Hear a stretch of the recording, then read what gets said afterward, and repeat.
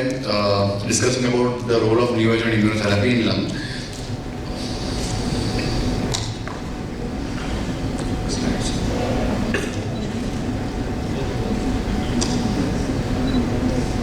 Slides. Thanks. The rational and theoretical advantage of neoadjuvant immunotherapy. So whenever there is a macroscopic tumor, there is a larger repertoire for tumor neoadjuvants, neoantigens, and which activates the immune system, which favors the earlier eradication of macrometes. The second rationale is the primary tumor may act as a vaccine to boost the anti-tumor immunity at a systemic level. The neoadjuvant chemotherapy produces an increase in the PD-L1 positive tumor cells and immune infiltrates, which would support the possible synergy with the immunotherapy. The killing of PD-L1 inhibition requires antigen presence in tumor cells, which would then be recognized by host cells, and the activated T cells release cytokines after blockage of immunosuppressive PD-L1 interaction by inhibitory antibodies and kill the tumor cells. So, from the mechanistic standpoint, more rational to use the immunotherapy in the neoadjuvant setting when the tumor mass is large, the antigen burden is large, and which is a good antigen binding cells, which actually exhibits a stronger anti-tumor T cell response. And the immunotherapy or chemoimmunotherapy, which actually changes the tumor macro environment, and many of them are associated with improved pathological response and survival. So, neoadjuvant approach allows a rapid assessment tumor sensitivity to systemic treatments, and it also improves the resectability by downstreaming the tumor. So, this is the review of literature. These are the various studies I'll be covering in brief time. So, the first, there were two studies, Nadim 1 and Nadim 2. In Nadim 2 design, there was stage 3A, 3B NSCLC. And they were given 3 cycles of nivolumab and paclitaxel, and the other arm was paclitaxel. The post-surgery, they were followed for 6 months, and primary endpoint was PET-CR. Secondary endpoint was overall response rate, safety, OS and PFS.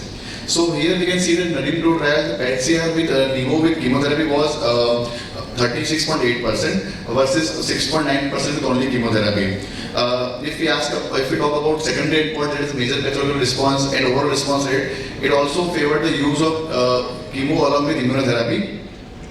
And when we talk about the PD-L1, so as a biomarker, so we can see that PD-L1 TPS, whenever it is more than 50%, the PET-CR rates were significantly higher. It was 61% in the group which was more than 50%. It was 40% in 1 to 49. It was hardly 15% in PD-L1 less than 1%. So to conclude that the benefit of adding neoadjuvant nivolumab with chemotherapy is significant. The PET-CR rates were definitely higher. It was nearly 37% versus 7%, and there was no impediment to feasibility of definitive surgery. And it was very well tolerated, and safety profile was not that much. So then we move to landmark trial, this checkmate 816, in which the patient of stage 1B to 3A, they were randomized into 2 arms, in which the nivolumab along with chemotherapy was given for 3 cycles, and the other arm was chemotherapy alone, and followed by surgery. Here also the primary endpoint was PET-CR. So we can see that the PET-CR was significant, and it was dramatic if we had nivolumab along with chemotherapy, which was 24%, and hardly it was only 2% in quimotherapy alone arm. So if we move on to the stage wise, we can see that the patients who were stage 3A patients, in those patients the quantum of benefit was more with the addition of immunotherapy along with chemotherapy. In stage 1B and 2 it was also beneficial, but the benefit was more in the stage 3A patients. If we discuss regarding the PD-L1 subgroups, in patients who had PD-L1 more than 1%, the EFS was far better as compared to PD-L1 less than 1%. The major pathological responses, which is defined as more than less than 10% of tumor viable cells, we can see that the addition of nivolumab along with chemotherapy, in both arms, we can see that at 24 months it was 86%, and in the chemotherapy arm it was hardly 72%. So here also there was a clear-cut advantage of adding nivolumab along with chemotherapy. If we ask about the subgroup analysis, so in all the subgroup, gender, stage, performance status, or squamous or non-squamous histologies. The addition of immunotherapy, that is nivolumab, had a clear-cut advantage, and it was favoring that over chemotherapy. This is the hazard ratio, and this is subgroup analysis. In all the subgroups, but PD-L1 more than 50%, it was the hazard ratio was 0.24, which is quite impressive. So to summarize that, the patients who had stage 3A disease, there was a greater benefit of adding a neoadjuvant immunotherapy. Although the benefit was persistent across all the subgroups, the surgical outcomes were better in compared to duration of surgery, surgery cancellations. There were less pneumonectomies. There were higher rates of, there were lesser rates of minimally invasive surgery, and there was increased arterial resection. So the EFS was also improved. So the question which usually is that are we there are a number of patients who may not be undergoing surgery. So are we hampering them? The patients who are upfront surgery, are we delaying the surgery? So in this trial, it was seen that nearly 16% of patients who did not undergo surgery, but the reason for the only 6% of the patients who actually progressed on nivolumab chemotherapy, which did not undergo surgery. The rest, 10 patients who had actually other causes for not undergoing surgery, and they might be borderline unresectable at a basal presentation, and which deferred them surgery in the post-therapy. So if we talk about compliance also, it is always better with neoadjuvant therapy. If we talk about IMpower 010 trial, only 65% completed 16 cycles. In checkmate 816 and Nadim trial, it was 94% and 100% respectively. So compliance also is better in neoadjuvant therapies as compared to adjuvant therapies. There is always a debate how to monitor the response. So whenever we give immunotherapy or immunotherapy, there is always the tumor comprises not only malignant cells but also stromal and inflammatory cells. So there is a pseudo progression risk, and it is also an important compounding factor when we assign the treatment efficacy. So the treatment should not be discontinued based on the RECIST criteria, and it will be premature to discontinue, and it may impair patient's survival. So this is the other trials, which is NeoStar trial. It also had a significant MPR and PCR rates. Whether it's EGFR positive endpoint, it was lesser, but it was there 41% in non-targetable and 23% in the targetable. So this is the LCMC data, and it is basically the only immunotherapy atezolizumab, and this is the NESCO data, which is the durvalumab. So the take-home message for it is neoadjuvant immunotherapy and chemotherapy should be considered, particularly stage 3A disease. PD-L1 testing definitely should be has predictive value in resource-constrained countries. The unanswered question is what is the optimal duration of immunotherapy, and is there any role of low-dose immunotherapy? Thank you. Thank you, Dr. Darshit. Now I invite Dr. Gunjesh Singh. He is a consultant medical oncologist at Ranchi. Dr. Darshit has well explained regarding neoadjuvant immunotherapy, and Dr. Prabhasar has explained regarding adjuvant immunotherapy, and both have made my work easier. And now we have various data in adjuvant and neoadjuvant immunotherapy in early stage lung cancer. So are we confused what to use? So Dr. Darshit was saying that neoadjuvant immunotherapy and chemotherapy leads to downstaging of tumor. So literally, do we need downstaging of tumor in stage 1B and stage 2 patients? Let's see what the data of adjuvant immunotherapy. So we call early stage NSCLC to patient having stage 1 to stage 3A, and in pre-immunotherapy era, we all know that the standard treatment was surgery followed by adjuvant chemotherapy, which led to almost 5% improvement in 5-year overall survival. So what is new now? Can we add adjuvant immunotherapy after completion of surgery and adjuvant chemotherapy? What is the rationale of adding adjuvant immunotherapy? So after surgery, there is minimal residual disease, and surgery can further immunomodulates the clinical scenario and tumor microenvironment, which leads to increase in PD-L1 and CTLA4 expressions, And adjuvant chemotherapy can lead to enhancement in T cell activation and increase in dendritic cells activation. So all these things can help in increasing the efficacy of adjuvant immunotherapy. So what is the data of adjuvant immunotherapy right now? We have two drugs, pembrolizumab and atezolizumab, which can be added after completion of chemotherapy.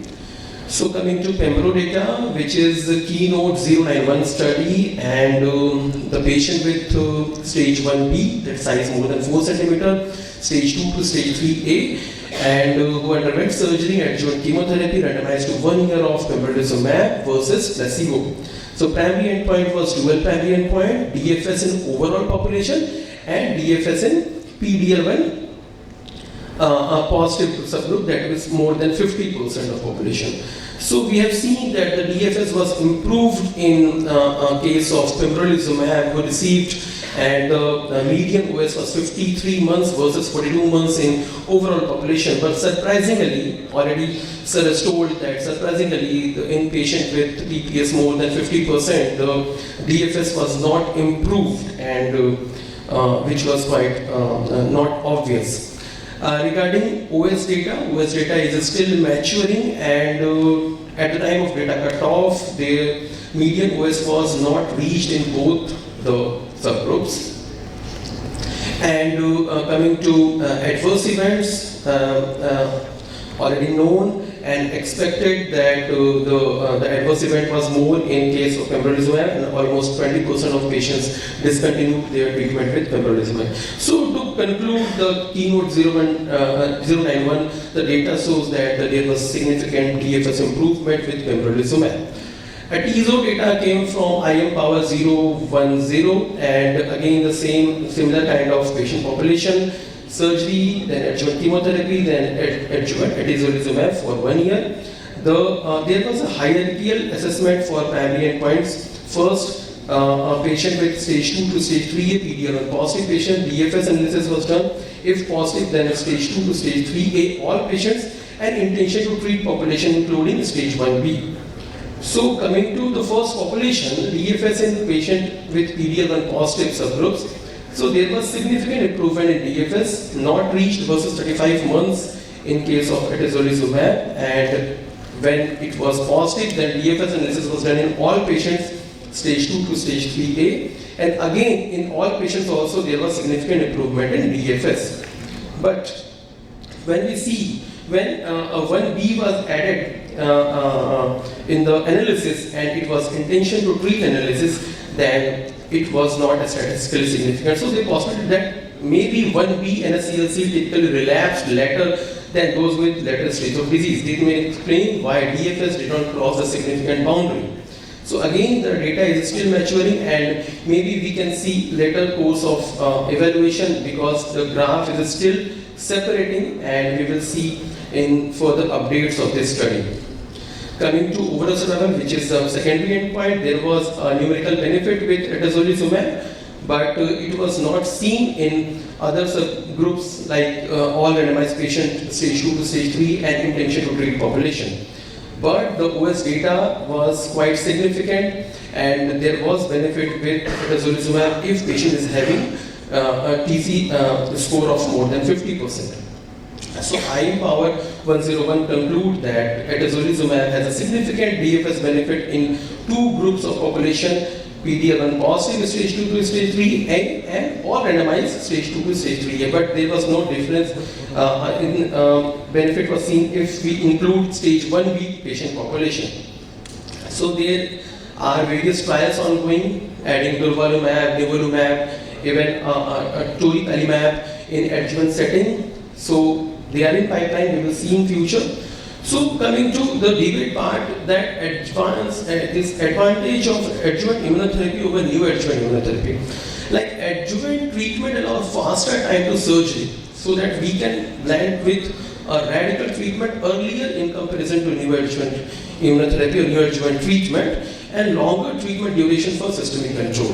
As Dr. Darshit has already shown that there is a risk of failure to progress to surgery, and already there is a risk of progression of disease while patient is having neoadjuvant immunotherapy. So almost 16% of patients failed to progress to surgery in that nivolumab and chemotherapy trial, and almost 7% of patients progressed during that treatment, and almost 1.1% patients didn't underwent surgery because of adverse events.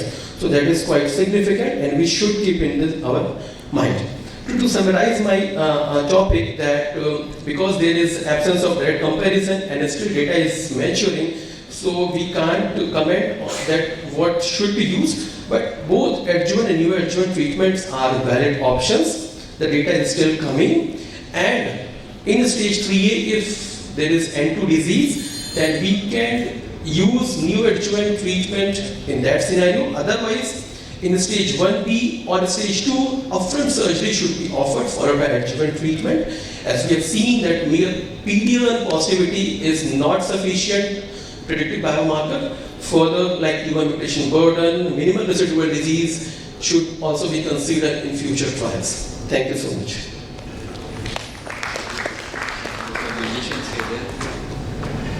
Dr. Darshit, you want to repeat it?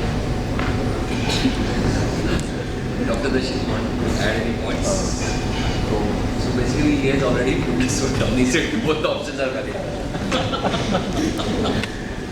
When they see scans, they actually do not undergo surgery. There are numerous reasons to defer surgery.